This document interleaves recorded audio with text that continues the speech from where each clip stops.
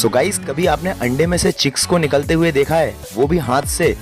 जी हाँ दोस्तों, जैसे ही आज मैं कॉलोनी में पहुंचा तो मैंने देखा कि एक मटकी के अंदर चिक्स जो है अंडे में से निकलने की कोशिश कर रहा था और फीमेल उसे बाहर नहीं निकाल पा रही थी। इस कारण से मैंने अपने पापा जी को बुलाया और हम दोनों ने मिलकर फिर धीरे धीरे करके उस अंडे में से चिक्स को, देख सकते हैं आप, किस तरह से निकाला है। और निकलने के बाद आप देख रहे हैं चिक्स कितना ज़्यादा हेल्दी दिख रहा है। पर पूरी तरह से दोस्तों हम इसे नहीं निकाल सकते थे क्योंकि इसकी स्किन जो थी अंडे के खोल में चिपक गई थी, जिस कारण से अगर हम इसे खींचते तो ये कहीं ना कहीं मर ना जाए। तो हमने इसको वापस मटकी में रख दिया दोस्तों। कुछ देर के बाद फीमेल ने